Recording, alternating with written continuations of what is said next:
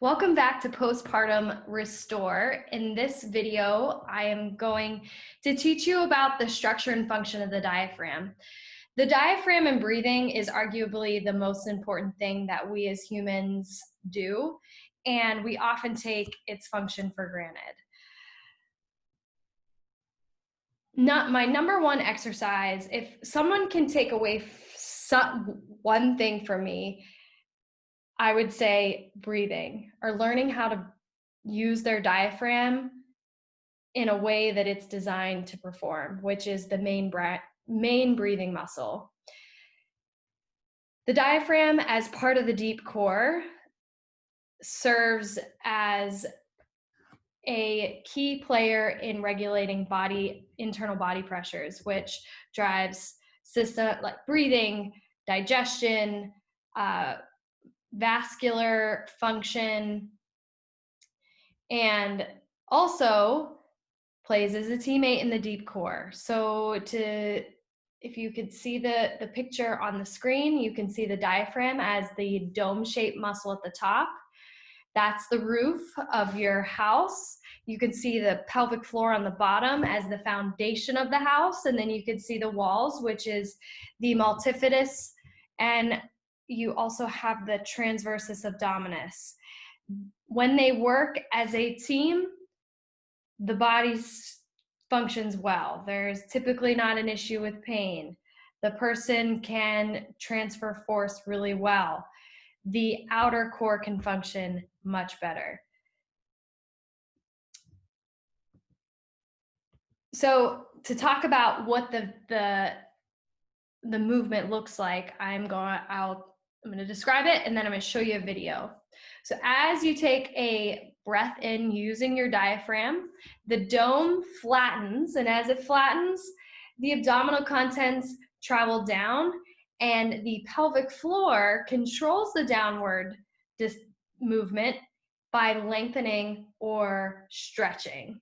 And then as air is released, the pelvic floor recoils and the diaphragm recoils.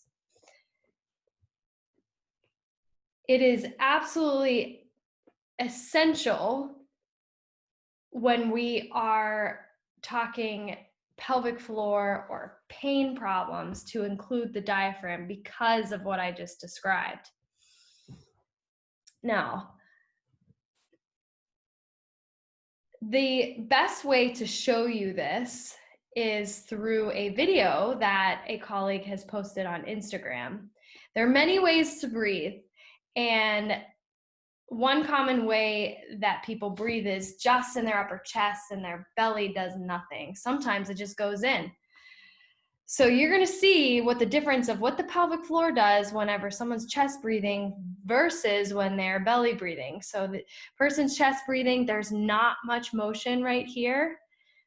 She says, and her Insta handle is Think Beyond Pain, great page to follow, pelvic floor and fascia not moving well. Belly breathing, so allowing the abdomen to expand, the pelvic floor muscles and the fascia move really well. Big difference.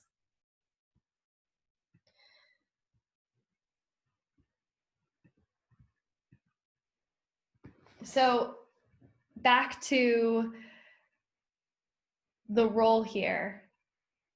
The role, besides breathing, it serves as part of the deep core, but if you're holding your breath and utilizing air as your primary core muscle, your pelvic floor can't function as it's designed to, and your other muscles that help breathing, which are up here in your neck, have to work harder, and then people start developing neck issues and other issues. So when you breathe really well, things seem to fall into place. We utilize the diaphragm to regulate pressures. So as you go through the course, you're going to hear a lot, okay, when you start to do this movement, I want you to exhale. And sometimes people really do well with just the exhale and not have to think about the pelvic floor. It just happens. And then other people, they do need the exhale and the pelvic floor contraction. It neither is wrong. It's just some people's bodies function differently. So we utilize that as pressure management to prevent any issues that are associated with prolapse. So huge function with postpartum healing, and I will likely encourage you to utilize breathing in a warm up and a cool down, regardless of what that is, just to set up the system to work properly. In the next video, you will see examples of chest breathing, belly breathing, and then a balanced breathing pattern.